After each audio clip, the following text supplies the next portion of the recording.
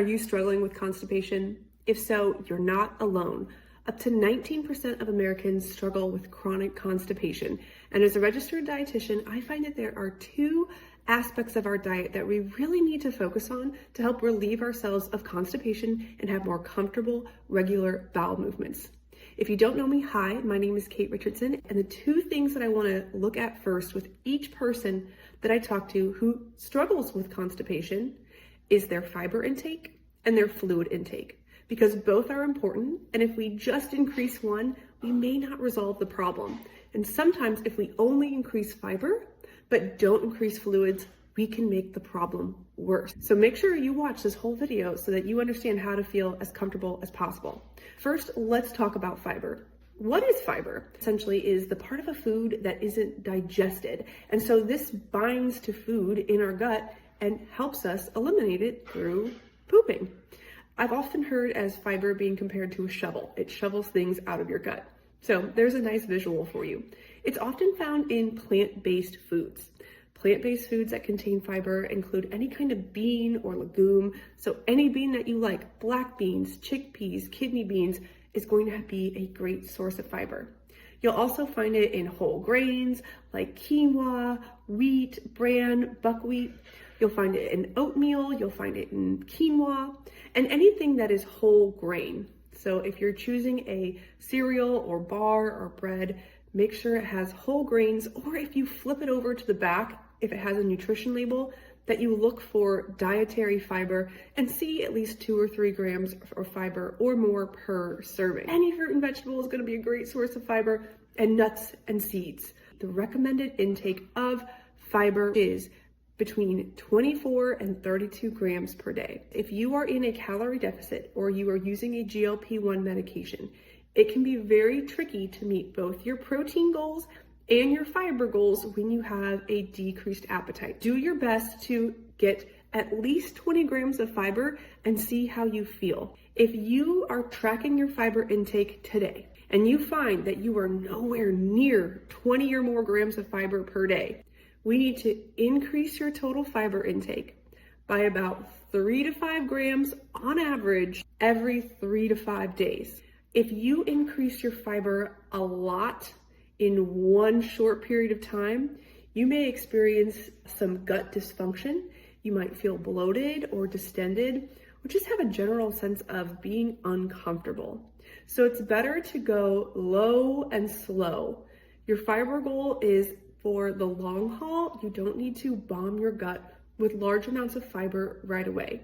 For people with extra sensitive tummies, you might find that doing softer fibers like soft canned beans or cooked fruits and vegetables may feel a bit more comfortable than rough, raw sources of fiber. Think nuts, uncooked vegetables, really rough things like kale and broccoli and other cruciferous vegetables. Now, I would be remiss if we did not talk about the importance of fluid when it comes to fiber intake. So imagine all the foods we just talked about. Oats and grains and vegetables, fruits, all of those things are very rough, and when you eat them, they create a lot of mass and roughage. So to help break down those foods and help your digestive system, we want to drink lots of water, lots of fluid. Now, here's a hack for my people who take GLP-1 medications. If you are drinking protein shakes or you're adding in some of those clear protein powders to water, this is a great way to meet both your hydration goals and your protein goals in one swing. When it comes to water, I always start people on at least 64 ounces of water per day. Now, here's the catch.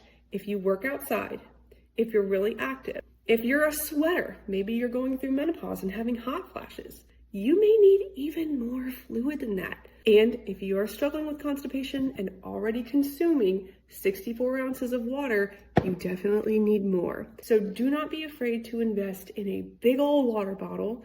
I'm talking something that has 32 ounces, and drink one before lunch, one after. See if that helps you with your bowel movement regularity, and if not, increase by 8 to 16 ounces until you begin to feel more comfortable or you simply can't drink any more water. If you have a habit that you do every night or every morning, pair that habit with filling up your water bottle. If you work at a desk or you work in a car that requires you to travel quite a bit always keep your water bottle with you. You might need to set alarms to remind yourself to drink fluids. You might need to put a post-it note on your car, or you might need to put a post-it note on your laptop to help you remember to drink water. Before I go, I'm going to share with you guys my favorite fiber-rich breakfasts, lunches, and dinners. So for breakfast, I love to add at least a cup of berries to whatever I'm making. And typically whatever I'm making is going to have some sort of protein and other source of fiber. So it might be a full-fat, plain Greek yogurt with lots of berries, and then I'll take some slivered almonds to add some extra fiber and crunch. If I'm still hungry, I'll have a piece of sprouted grain toast on the side. If you're not into yogurt or you're dairy-free, I recommend buying the Ezekiel bread or the Ezekiel English muffins, spreading some avocado on one side for lots of fiber, adding in your eggs, adding in spinach, tomato to make a really high fiber, vegetable rich breakfast sandwich. You can make these in advance and freeze them. For lunch, I'm always going to do some kind of bowl, whether it's a salad or just an old-fashioned bowl that you would get at like a Chipotle or a Cava. I'm always going to have a leafy green, whether that's kale, spinach, spring mix, or arugula. I'm going to add some kind of high fiber grain. Maybe this is quinoa, maybe it's brown rice, maybe it's a variety of different beans and chickpeas. I'm going to add my favorite protein. Maybe it's meat or maybe it's tofu. And then I'm going to add something on top to add a little bit of extra fiber, like avocado, or maybe I'll do some diced olives, and that will add lots of flavor and heart-healthy fats as well.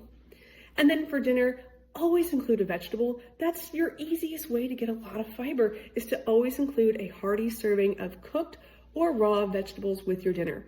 I find that soups are an amazing way to do this, especially if you're dealing with constipation, because it cooks down the vegetables and gives you some broth to help with your fluid intake.